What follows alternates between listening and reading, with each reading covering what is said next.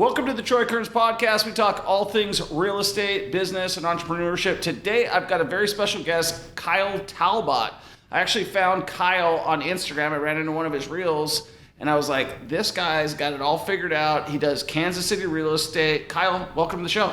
Thanks for having me. So, when I first hit you up, you were like, who are you? like, who's this clown reaching out to me?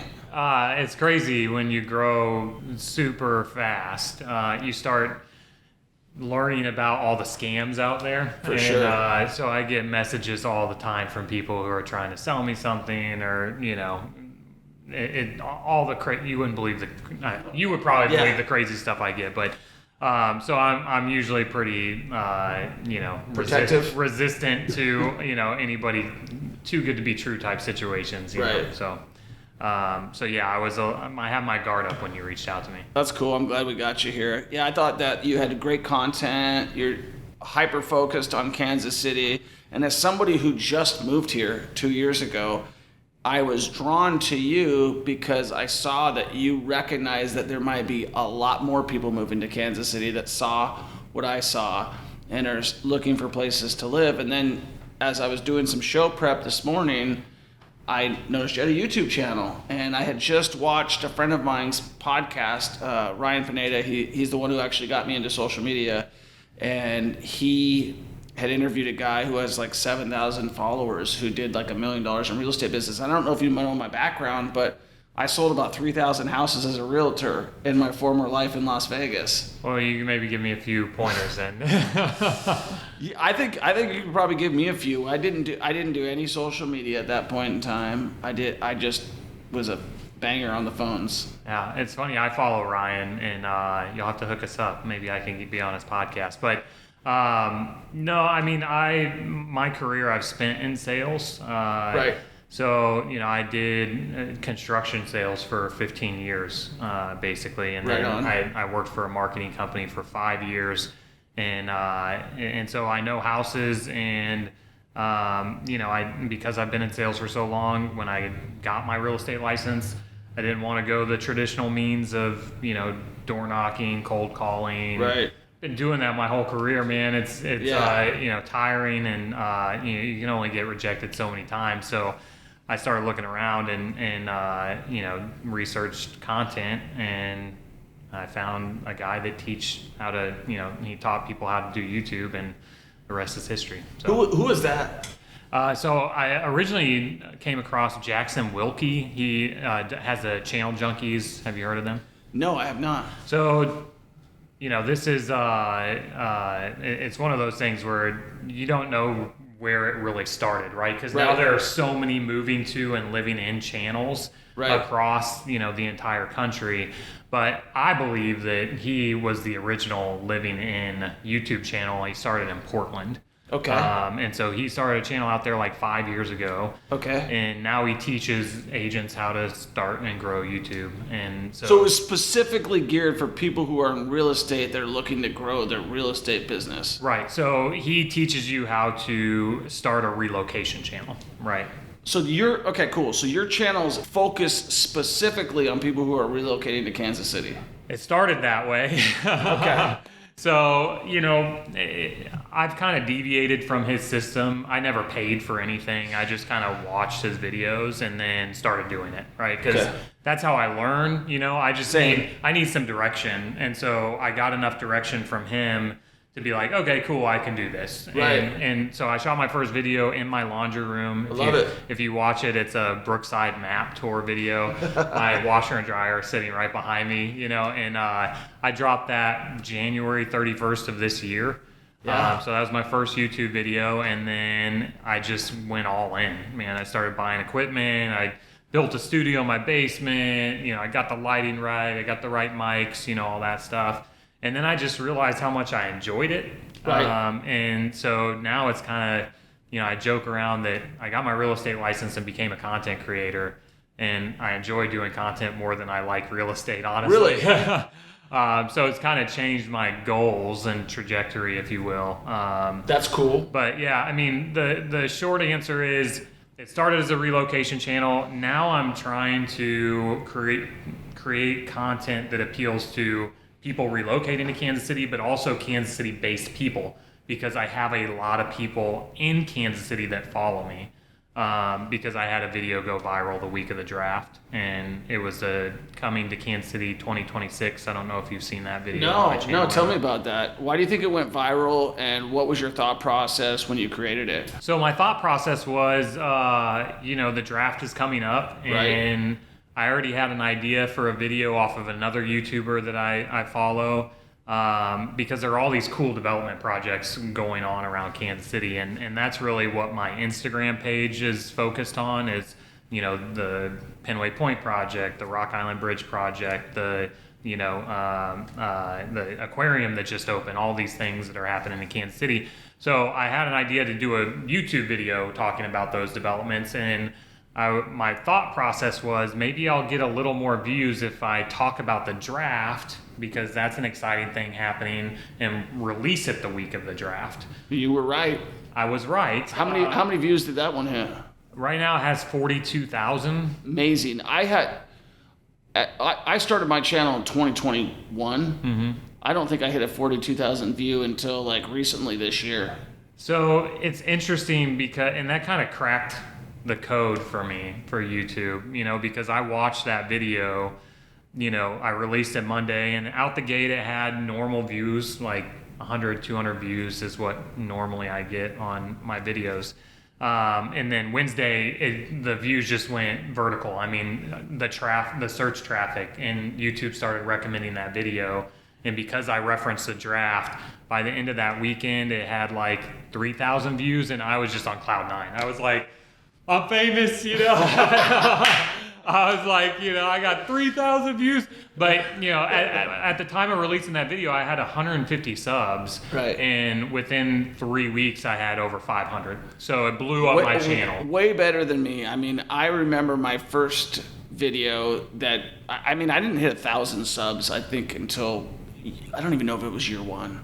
And I think that's pretty common, honestly. Yeah, it's a grind. People don't realize how difficult YouTube is. It's so difficult. Yeah, especially now, because there are so many more people doing it. Everybody's got a YouTube channel. Everybody's got a podcast. Everybody's doing content. Okay, on November 10th and 11th in Kansas City, Missouri, we are hosting our mastermind event, which is where you're going to learn how to wholesale, flip, buy and hold, BRRRR, every single real estate strategy under the sun, happening November 10th and 11th in Kansas City, Missouri, right downtown in the building that I bought, using the methods that we will teach you, and you will have everything that you need to get started investing in real estate. We're gonna have attorneys there to set up your asset protection trusts, LLCs. We're going to have sales and marketing funnel experts to help you set up your sales and marketing funnels. We're going to have a tax consultant to make sure that you can eliminate your taxes. And then we're gonna have all of the experts, all people who have retired from their 9-to-5, who are going to speak on you, how they become multimillionaires through investing in real estate. And they're going to teach you the strategies that they use and do every day so that you can become financially free by investing in real estate. That's November 10th and 11th in Kansas City, Missouri. Go to millionairementorshipmastermind.com. Buy your ticket today. Well, you mentioned the Rock Island Bridge. I wanted to bring something up. If you ever are interested, I'm an investor in that bridge. Oh, are you? Yeah, like Mike Zeller, the guy who started it, is somebody who I just got invited out there, and I was like, this is a cool project. Did you go on a boat? I did. I have been on the boat. Was it Chuck Schmidt's boat? It was Chuck Schmidt's boat. I actually broke my ankle off that boat. No way. Jumping off into the mud off of. No way. Yeah, I totally did. They didn't know it. They were letting me go. I've actually bought Chuck Schmidt's house on Charlotte. No, you didn't. I did too. Okay, cool. Yeah, I lived right across the street from him for 3 years. On Charlotte? No, on Walnut. Okay, yeah, but he has a house on Charlotte? Yeah. Yeah, I bought that house from Chuck. No way. Yeah. Okay, cool. Yeah. My wife's got an Airbnb out of there right now. Cool. So it's a small world. Yeah, we were out with Mike. I think that was one of the tours we did. They let me go, and it was on Caw Point. Uh-huh. And I jumped out of the boat, and with one foot, and it's in the mud, and I went, and I was like, and I'm like, I think they saw it, but I was like, I'm good, see ya. Just hobble back to the car. Yeah, totally like that. So that's awesome. Small world. So tell me, I don't know much about the aquarium. I don't know much about the other thing that you mentioned. Can you kind of tell us what's going on in Kansas City? Because you're way more in the know than I am. There's a ton going on in Kansas City, and that's really why I started creating this type of content, because I lived in Denver for 10 years. Oh, you did? Yeah, so I'm from Kansas City. I grew up on the Kansas side. Okay. And then when I was mid-20s, I moved to Denver in 2011. So right before the big boom in Denver. And I lived there for 10 years. It was awesome, but I saw the city grow at a very rapid rate, and it was an unhealthy amount of growth, honestly. There were too many people that moved there.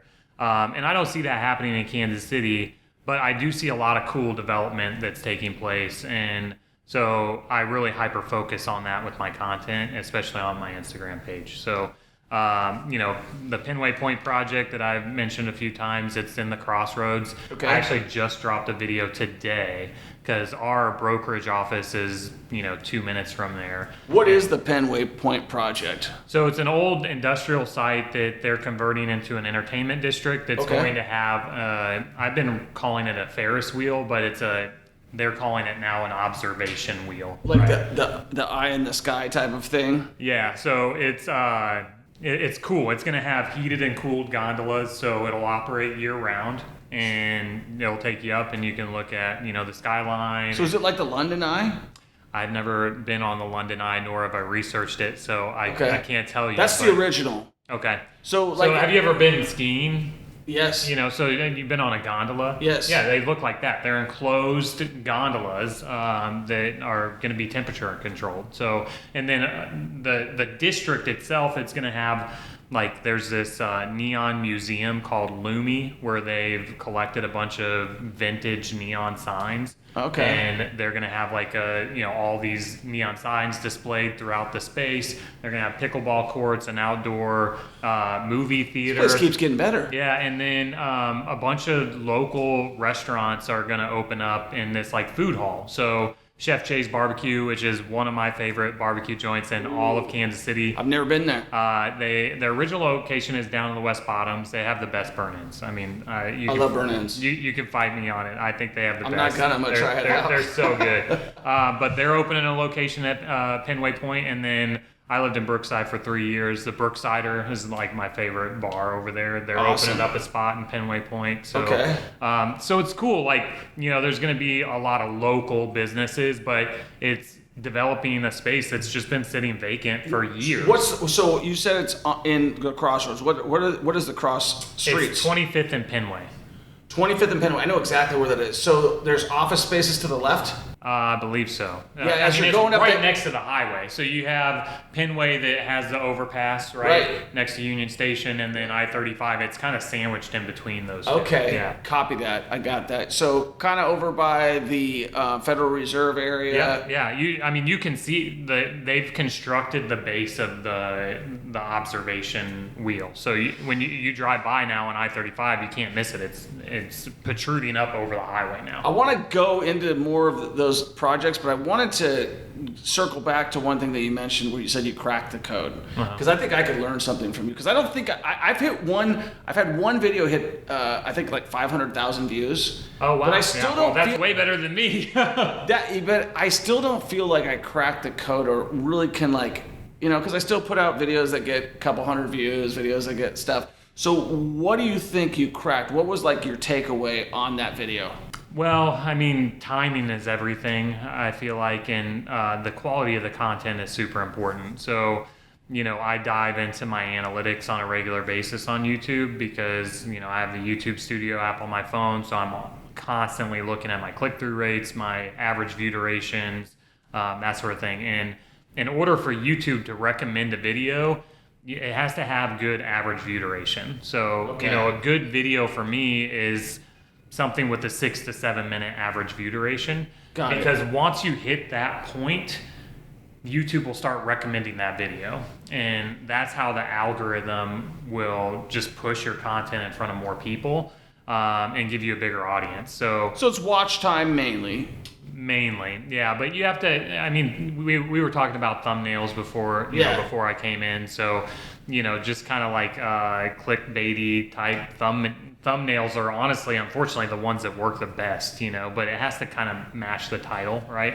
Yeah. Or else your average view duration will go down. But what I cracked the code with there is just the power of the search engine, right? Because there were 300,000 people here for the draft, and that search traffic just drove so much traffic to my page and to my video. So now you guys are planning out content. You're probably thinking about what's going on in Kansas City. I have subscriptions to City Scene KC, which is a website. He does all development news around Kansas City Business Journal, Kansas City Star. I'm like just constantly looking. I love for the content. Business Journal. Yeah. Kansas City Scene, I'm not familiar with. I'm gonna have to get that one too. Yeah, I read the Business Journal. That it seems like they go the Royal Stadium. They talk about way too much. Yeah. Okay, where the hell are they building it? North Kansas City. Isn't it supposed to be downtown?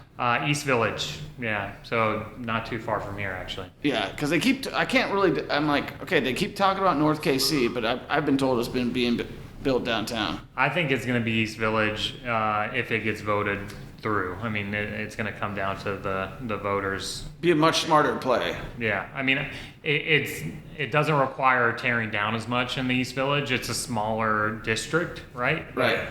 I think it makes a lot of sense because it's kind of just a desert over there. So I think it would bring a lot of development and good things. Yeah, they need to put more stuff into downtown. I think that Kansas City's got long ways to go with that, but I think it's just the start. Right, yeah. Like there's going to be 7 power and lights total, and all these buildings are being redone for multifamily. Mm-hmm. So that's a big thing.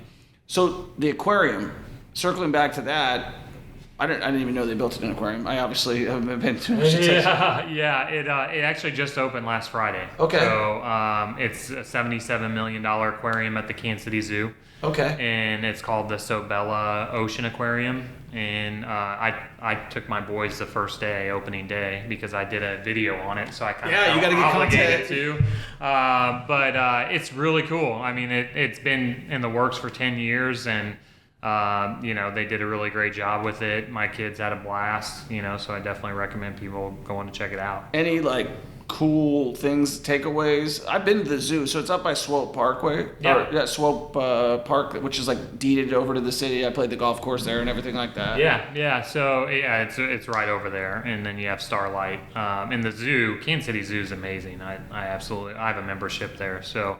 I have little boys, so anything that I can do with them to keep them entertained. How old are they? I have 3 boys total. 16-year-old who he doesn't really care for the zoo anymore, but my younger boys are 7 and 5. So okay, yeah, cool. Yeah, I've got a 9-year-old boy and a 9-year-old girl. So twins? Yeah, twins. Oh, you got your hands full then. Yeah, I mean, they're cool.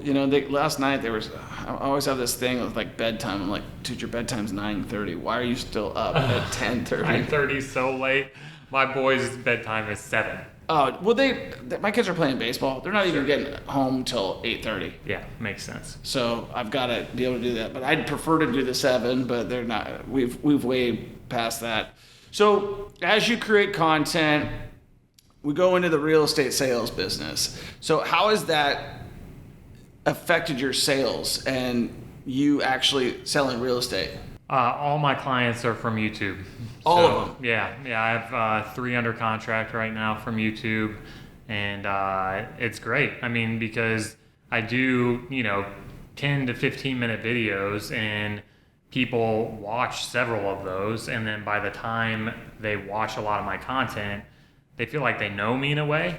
Which they kind of do. Yeah. So it creates, and I try to, bring in parts of my personal life into my videos as well, so people kind of get to know me, right? Right. But then, once they reach out to me, it's a warm lead, and what I like to do is hop on a Zoom call with them, kind of figure out what they're looking for, and then set up an MLS search and go to town. So nice. Yeah. So I have a Plaza condo under contract, a new construction home in Shawnee, and another one out in Lee Summit. So what are you planning? So you said you really enjoy making the content. So what do you got? I guess what are your goals?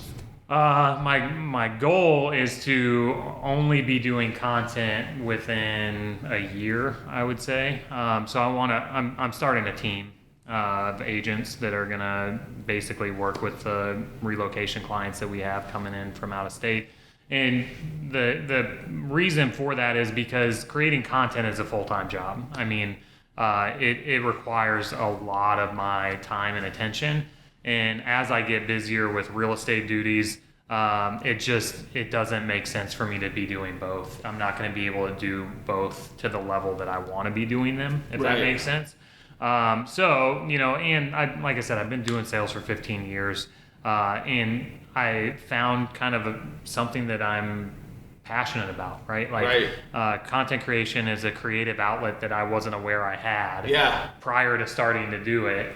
And, I kind of always felt like I was a creative person, but I never played an instrument. I was never really artistic. So this gives me a really cool outlet that I just have a lot of fun doing. How do you plan out your videos? Like, what do you think about, like, how do you come up with ideas in terms of, I know a lot of people struggle with it. I don't. But it seems like you've, like, just reviewing, I think you had 34 videos when I checked out just recently. And all of them, I was like the KCK versus the KC Mo. Because when I first got out here, people were like, well, where's Kansas City, Kansas? And where's Kansas City? I was like, I don't know. I have no idea. Well, and that's just it, right? I try to, number one, think about what questions people have when they're relocating to Kansas City, because it is a very unique metro area, right? With, I grew up on the Kansas side, but I've always told everybody that I grew up in Kansas City, even though I wasn't a Kansas City resident until I moved back from Denver. I just lived in the suburbs, right? Right. So, there are these misconceptions and questions that people have. So that's really what my channel is about, is getting those questions answered. And also thinking about, like, I look at the keyword searches, right? Like, what's getting searched often. What do you use for that? What tool do you use for that? I have TubeBuddy is a tool that I use for YouTube. So mainly them, but vidIQ is one that I use. Okay. Yeah. Yeah. I mean, there's so many little tools and tricks, and it takes so much time to learn all of it. But I also just hired a new editor. So you're not editing them yourself? I edited the first several myself, and if you go back and watch some of my older content, you can tell. And then I found an editor on Fiverr. He was great. I mean, he's been editing my videos for the last 6 months. But then I found an editing company that they're more of a full service editor, so they're going to not only create my thumbnails, titles, and descriptions, which I've been doing all of that, but they're also going to respond to comments and manage my actual YouTube page, right? So it takes a lot of that off my plate, where I can just now focus on creating content, which ultimately is what I want to be doing. What do they charge for that? It's kind of all over the board. They have different packages, but there are some editors that charge. I actually just got done talking to another real estate agent here in town that hired a company, and they're charging them $5,000 for 8 videos, which I think is steep. So it just kind of varies, right? But a good editor costs a good amount of money. Yeah. No, I have actually, when I first started, I hired like 3 editors. Didn't know what I was doing. I was like, we're just going to shoot like crazy. I have no plan. We're just going. And learned a lot of really critical mistakes. One, audio is super important. Like, I went out with and one of the guys that filmed me worked for a television station. And I'm like, we have like unusable content because like you have a boom mic and I should have a lavalier mic.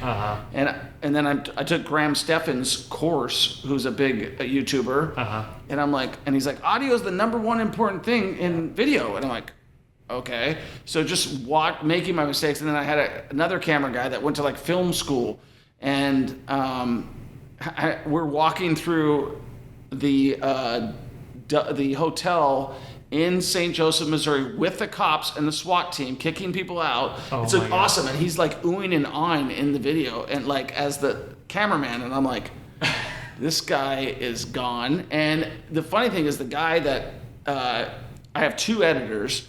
one who works for me, like as we pick up more content, and it will probably be edited in this podcast. And I actually picked him up from somebody who recommended him. And the other one is the guy who I looked at his like when he submitted his stuff to me. I'm like, this is the man. And his name's Nick Tragone, and he actually worked for me in Vegas, and now he lives in South Carolina, and he does all of it virtually, and he's really, really good at his job, and I'm very thankful that I found him. It's important, man. I mean, if you don't have good editing, you don't have good audio, good lighting, all of these things make for really good content. And if the end goal is people watching your videos for longer, then all of that has to be really good. And so I'd say the biggest lesson that I've learned, a lot of these people who do content and teach it, they're so focused on quantity, right? Like they're like, you need to be posting videos every single day,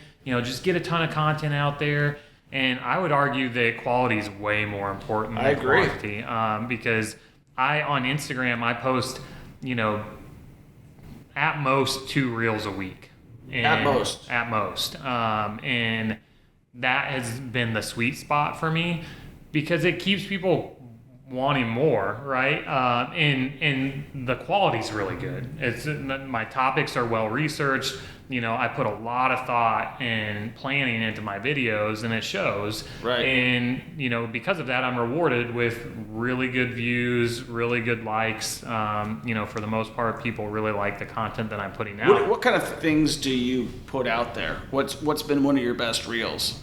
My best reel was the Rock Island Bridge project reel.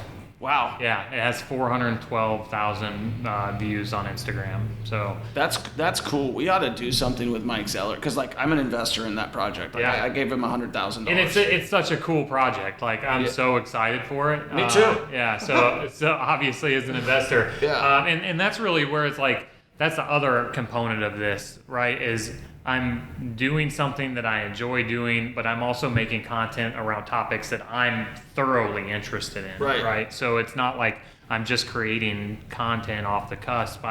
If I'm passionate about it, that's what makes me go after a project and research it and create the content around it. What do you think about, have you done any on these? Because one thing that people don't talk about often in Kansas City is there's a lot of caves out here. Yeah. And caves for people who there's all these storage spaces and whole underground facilities and stuff like that. Have you ever done a video on that? I haven't, no. And I honestly haven't even been to a lot of the caves. I'm not a cave person, I would say. But yeah, no, it's interesting because I didn't realize that there were storage facilities until we moved back in caves. And it's kind of a it's weird and unique thing about Kansas City. Yeah, there's a lot of weird and unique things about Kansas City. It was run by the mob, right, at some point in time. There's a lot of jazz clubs out here. I thought there was only 1 or 2. I guess there's a lot more than that. Oh, yeah, Kansas City, 18th and Vine. And I've done some content over there because they're really revitalizing that area. But yeah, Kansas City played a huge role in the jazz movement. So there's still a lot of cool history and jazz bars that are here. So, have you been to Lonnie's Reno Club?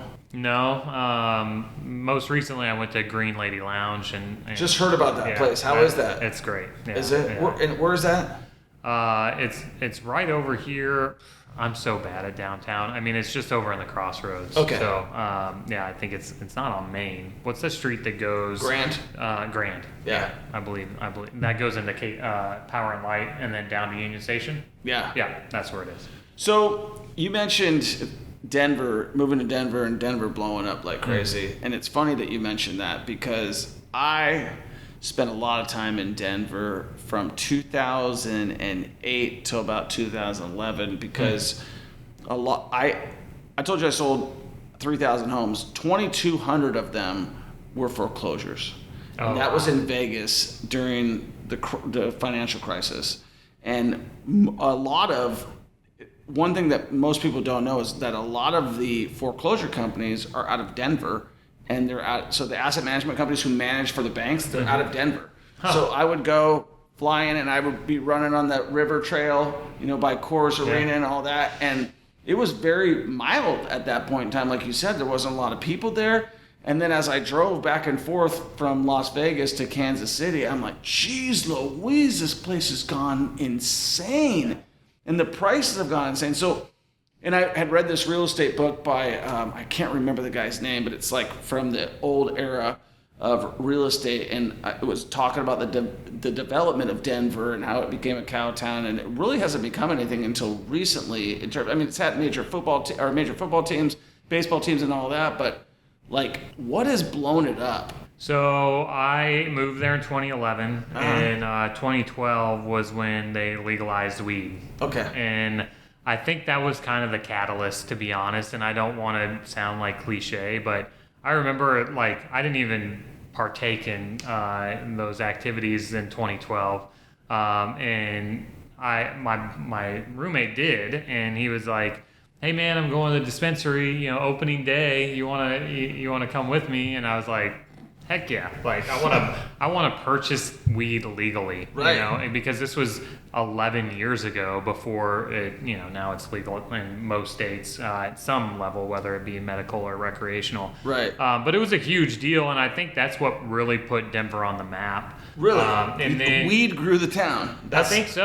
But then, a lot of companies started, putting their headquarters in Boulder and, those areas, and like Twitter was headquartered there. Really? I did not know that. Yeah. So, it's just kind of become this tech hub, and, I think a lot of people from the West Coast in particular, they looked at Denver and were like, it checks a lot of boxes, right? You get 300 days of sunshine, you have amazing recreation activities, and a really cool, vibrant downtown.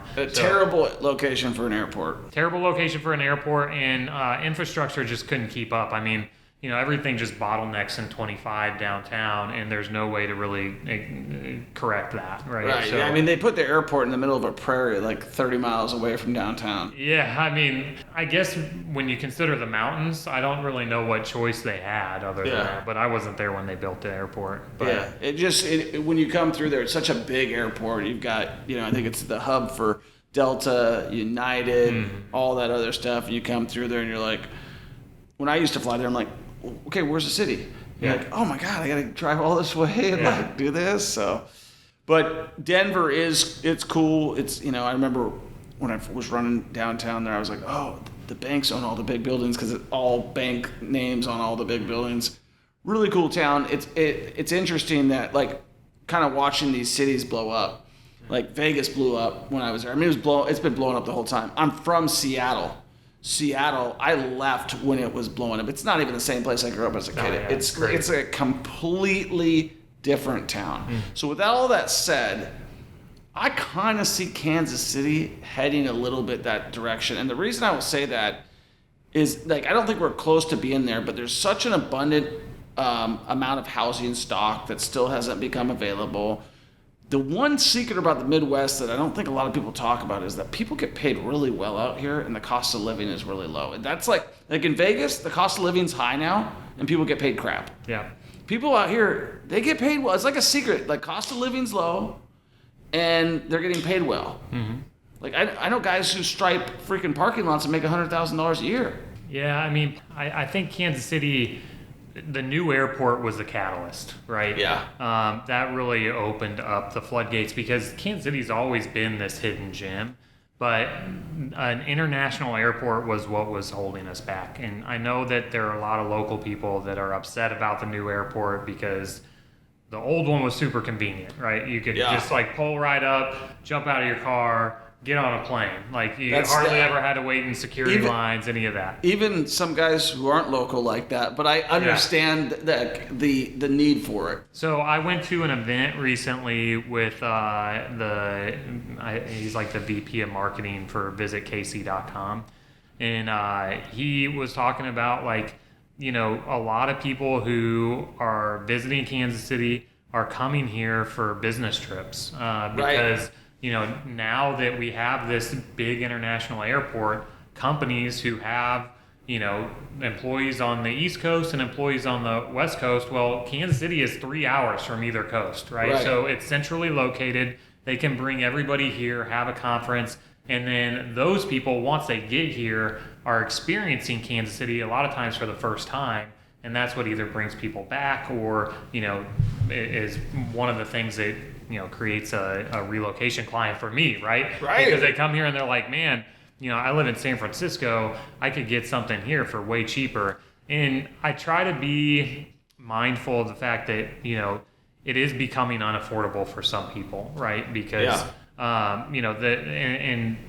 interest rates and lack of inventory and everything that's been going on in the housing market for the last 3 years since COVID isn't helping the situation. However, when you look at a Denver, when you look at a Seattle, when you look at these other markets, Las Vegas, I'm actually helping a client right now who's moving here from Vegas. Right. And they're like, we're getting this brand new, beautiful 3,000 square foot new construction home at a price that we couldn't even fathom buying in Las Vegas. Plus, it's on a quarter acre lot. All the houses there are crammed together, right? And that's kind of what you see in Denver too.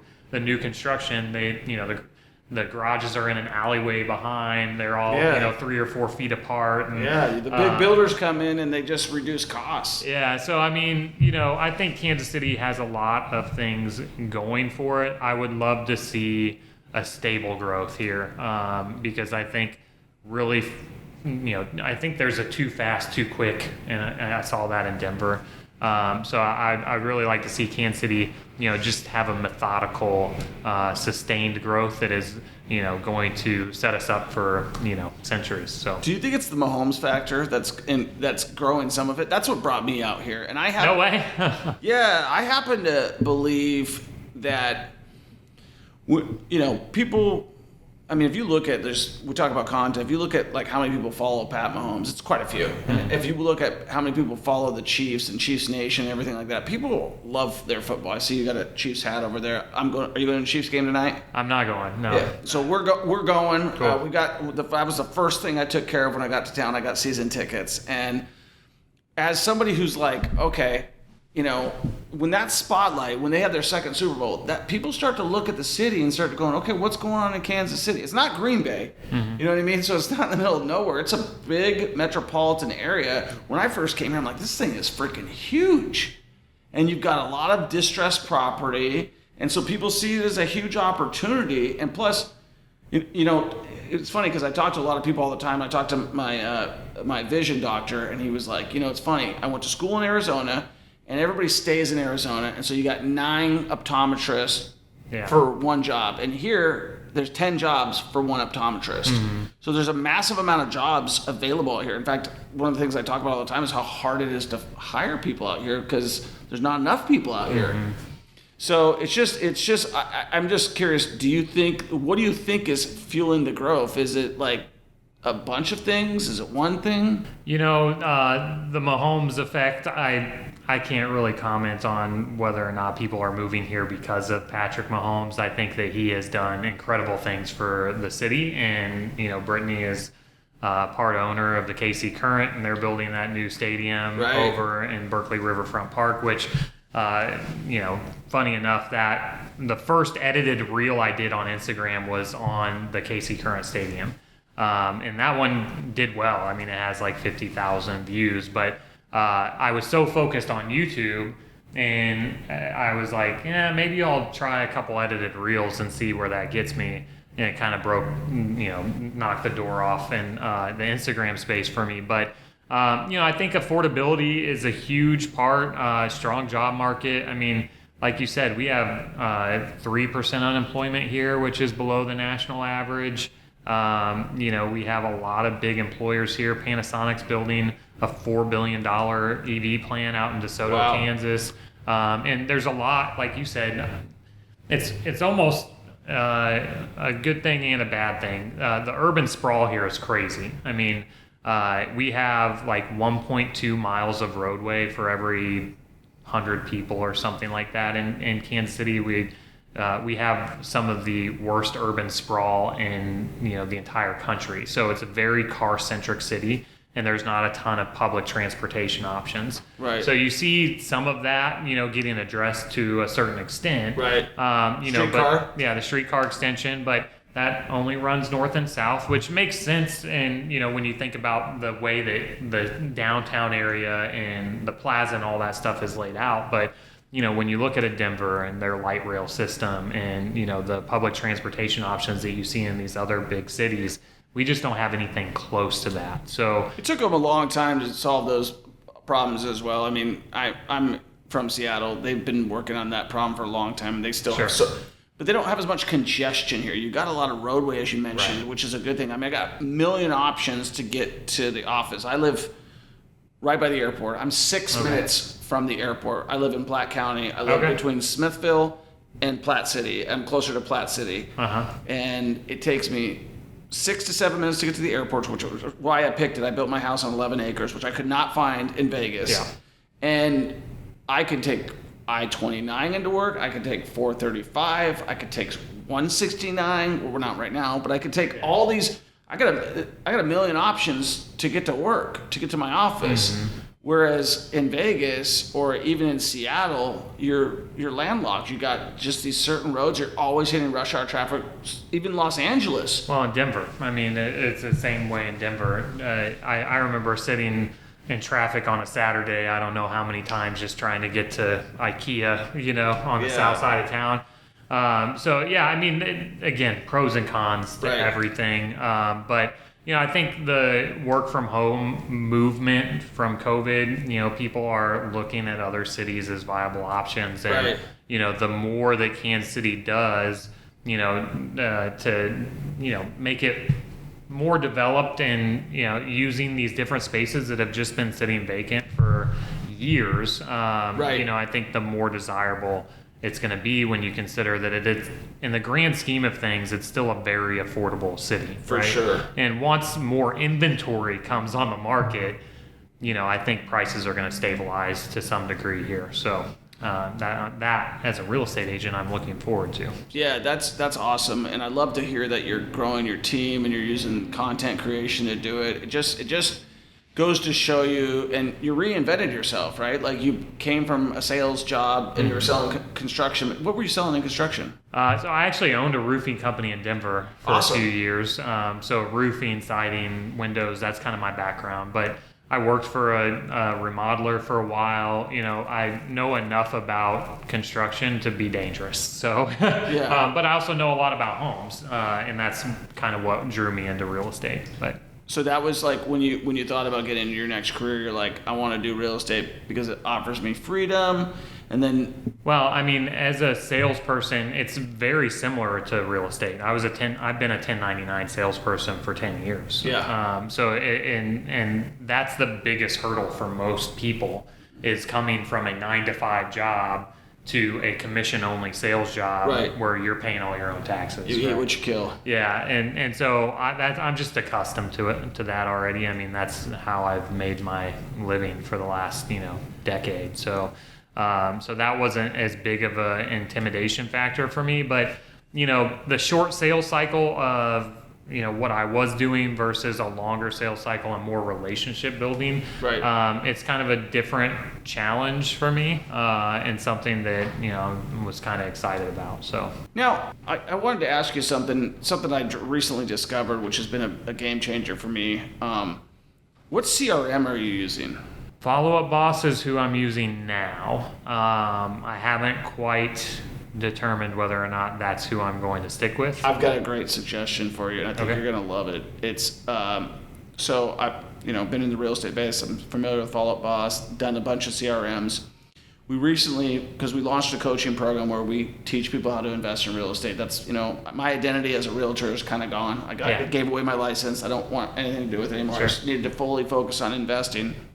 And so I hired actually a coach, and then I hired another guy that I met at a mastermind to run the sales side and the funnel side of my business. And it was funny because I had been told, use this software, but Go High Level is the best software out there. Like we're in the process of, so we have that for our coaching program, where people come in, they land, it's funnel based, right? So kind of similar to and one thing I learned, because I did a lot of the same things you did, where I had direct booking, where they didn't have to do anything, but now we do what is called high intent. Okay. where they have to fill out a form and they have to like demonstrate more interest so we Sure. can weed out some of the BS, right? And so Go High Level does that, but it also does like Follow Boss call systems. It also does SMS. It does all these this biomechanics. Like it's the best CRM out there. Interesting. It is the I'll have best. to check them out. You'll check it out, and I promise you'll be like, yeah. You That's have to give me your discount code. So. I don't even have one. I'm not even like, yeah, like there's a lot, it's funny because it's called SaaS, which is software as a service. A lot of these guys, like if you go and look up Go High Level, they do what is called a white label. So you can buy like their main version at $4.97, and then you can sell as many as you want at whatever price you want. Yeah. But I don't even think I have a discount code. But I'll be happy to hook you up with. I think I paid $97 to my guy who is one of those guys. Cool. But it is gangster. I was just showing Danny, my guy here the other day, because we're getting ready to launch our acquisition. I'm like, everything's running through this. Everything is running through this because you have so many follow-up opportunities to hit your customer that you can build out for the long term, the short term. And if you want to be like, hey, we're doing this event, you can hit everybody at the same time. Yeah, like I was using multiple things, Zapiers, everything like that. And this is like everything in one. And it's the true version of everything in one that I've never seen before. Yeah, I mean, that's really where I'm at is trying to get the systems dialed in, right? So when we have a potential customer or client that reaches out that's relocating, we have processes in place to make sure that they're getting everything they need. So Follow-Up Boss is one that obviously a lot of people use. That's naturally where I gravitated towards, but I'm not sold completely on them yet. We're not like fully integrated yet, but yeah, I'll check your guys out. Cool. So with the real estate business, I'm sure right now you're like getting a bunch of agents that are wanting to work for you because they see what you're doing.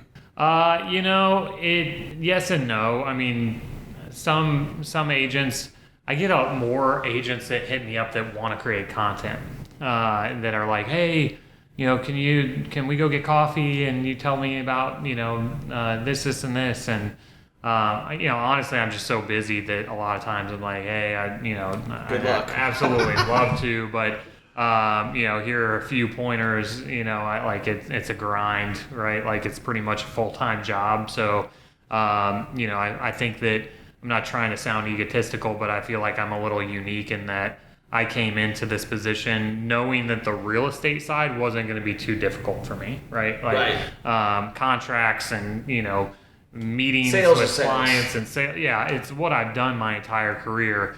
Creating content was a lot more difficult and a steeper learning curve for me. And obviously I'm still learning a lot about both every single day. But, I have a few agents that I'm kind of working with on a trial basis where, I'll give them a lead and then we do a split on that.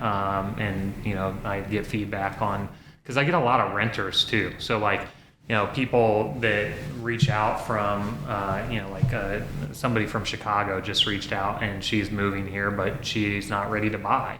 Right. And so, I sent it over to one of my agents and we do leasing as well. So awesome. We drew up a leasing agreement. She went out and showed her properties and we just got her into, a property over in Midtown. So, so it's stuff like that, you just have to learn as you go sort of thing. But, I'm totally open. If you're watching this and you're a real estate agent, we're hiring.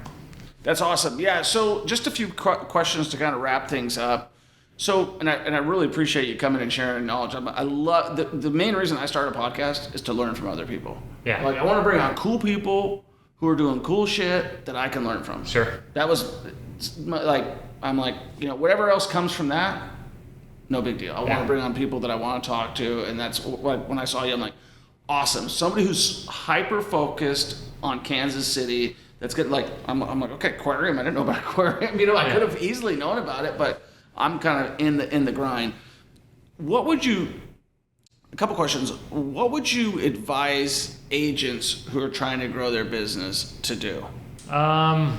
You got to find your niche, right? So, I mean, that's something I learned very early on, is we had an event for our brokerage and I was having all these different conversations with different people, and they all had their real estate licenses, but they all did something different, right? Right. Like one did property management, one mainly did commercial, one, was just a full-time, agent working off their sphere and referrals. And I don't think it's a one size fits all, right? Like for me, I don't have a very big sphere. And so I knew that lead gen was going to be important for me, for my business. Yeah. Because I wasn't going to, bank on friends and family to generate all my business, right? And some people get into real estate for that reason. They're like, man, I know so many people. Might as well just get my real estate license, and then I'm just going to do a few deals here and there with friends and stuff. And sometimes it works out like that. Sometimes it doesn't. But I would say for the first 6 months, find a mentor. I would say your brokerage is super important. Find. Which one are you with? I'm with Kansas City Realty Services. So we're a boutique brokerage, and part of the reason I got my license is because my neighbor is my broker. Oh, awesome. And he's also a good friend. So we had a conversation last year, and I was like, look, man, I think I want to get licensed. He was like, absolutely. What does he think about all the social media and stuff you're doing? He's one of my biggest fans. So yeah, I'm sure he is. He's like, dude, keep going. Yeah, just keep. He actually gave me the idea because our office, like I said, is right next to Penway Point, so we drive by it every day. And the other day he sent me a text. He's like, man, they're putting the Ferris wheel up. He's like, you got to be the first to get out there. And so this morning when I went to the office, I went super early and brought all my gear, shot a video, and posted. What kind of gear do you keep? It's always adding to it, but I'm with you on that. I have a good lavalier mic setup that's wireless. It works with my iPhone. I shoot pretty much everything from my phone. Yeah. So I don't have like a GoPro or a designated camera for that. The GoPro overheats. Yeah, I can tell you that. The iPhone is good quality. I have a new iPhone, so I think it's important to have a good camera. And then, early on I got the DJI gimbal, and I did that. Got that when I was doing a lot of house tour stuff. I really love doing home tours. I don't do as much of them anymore. Right. But I just did a listing video a few weeks ago that I had a ton of fun with, and I actually hired a photographer and videographer for that one. If you ever want to shoot any of our flips or anything like that, we do a bunch of them. Let me know. Sure. Yeah, I'm always looking for content ideas, man. So yeah, we do some pretty cool stuff. We're getting ready to sell one out in Stillwell, Kansas right now. Oh, that's where my listing is, in Stillwell. Oh, really? Yeah. Yeah, we got another one in Prairie Village that we've got on the market, and we're always doing new and cool stuff. And cool. That's how I get my creativity out. Like, sure. It's not as much in content. I haven't really figured that niche out. I do content specifically to share knowledge. Sure. And to meet cool people like yourself, Kyle. Cool. The other question I have is, like, for people who are out there, because I would say you're now a content creator as much as you are a realtor. Sure. What advice would you give them? For realtors doing content? Just for people doing content. Stay with it. I was making content that wasn't very good for a while. Yeah. Amen. And so, and I just kept plugging away at it. When I got licensed, I set out and made a goal, and I was like, I'm going to do 30 posts in 30 days on Instagram. And, so I would do a home tour. I would, just do short, marketing videos, or, just find listings that I really liked and, repost those with permission of the agent, that sort of thing. Right. But you aren't going to figure it out without doing it. Right? You get analysis paralysis. You sit there, there's so much content out there, right? Right. And, for me, it's about building my brand. And, everybody that I come in contact with now because of moving to KC, they're like, I met the moving to KC guy, and so that's more valuable to me than anything, right? Because the recognition, and that's ultimately what's going to lead to more growth and more business. Couldn't agree with you more. Final question, and you just hit it on the perfect transition, is for people who are considering moving to the Kansas City area, obviously I'd like you to drop your handle so they can get a hold of you, sure. But why would you suggest people move to Kansas City? Well, I think the why is more important to them. Right. In terms of Kansas City, look, I When I left Kansas City and went to Denver, I said I would never move back. So, really? Yeah, I hated Kansas City. Wow. And so, but because my experience of Kansas City was very limited to where I grew up, because, I grew up in the suburbs and I didn't have, much experience or exposure to the actual city of Kansas City. And that's for some people, and the suburbs are for some people, right? We have all of it. If you want to live on a lake, you can get a lakefront property. If you want to live in the suburbs and be in a good school district, we got that. If you want to live in the urban core and be close to the plaza and the streetcar and all that, it's very accessible, especially if you're moving from somewhere that is more expensive and you have some equity. You can come and live large in Kansas City. For sure. I would say that is the primary driver of why people are coming here, because they're looking around at their lives and they're saying, I think I could have a better life in Kansas City. And so they reach out to us at info@movingtokc.net. So obviously you can plug all our social media handles, but plug them. We'll put them up on the screen. It's all Moving to KC. So if you Google Moving to KC, it'll pull up my Instagram and my YouTube. Awesome. And those are my two primary social media handles. So one thing that I will mention that surprised me about moving to Kansas City as well was that the people are super nice here. Yeah. And I got this told to me over and over again. They said it's a great place to raise your kids. Yeah. And those are two of the main reasons that I'm here now. And I can tell you, we plugged right into a baseball team. We plugged right into athletics. We've been welcomed in. I mean, I know more of my neighbors in Kansas City than I did in Vegas. Yeah. No, it's, again, grass is always greener, and I loved my time in Denver, but that was one of my biggest complaints, is Denver was more of a, less familial than Kansas City is. You really get that Midwestern hospitality here. Yeah, and it's different than the Southeast. People always say the Southeast is the most friendly. No, I would disagree. It's the Midwest, and people call it the Midbest out here. Yeah. One thing to just kind of mention, guys, if you guys are watching this or you're listening to this, make sure you give us a 5-star review. Make sure you appreciate Kyle for just dropping all this knowledge. If you're considering moving to the Kansas City area like I did and you're from the West Coast, follow Kyle on Moving to KC on all the handles. Consume his content. It's good. And book a call with him. He knows his stuff. He came on here, dropped a massive amount of knowledge. He's up on everything going on. And listen, if you're thinking about creating content, we're both brand new, dude. You can tell you it's not that hard. You just got to stick with it. And, make sure you give us a subscribe. Make sure you follow us. And make sure you check out Kyle on all his socials. We'll talk to you in the next one.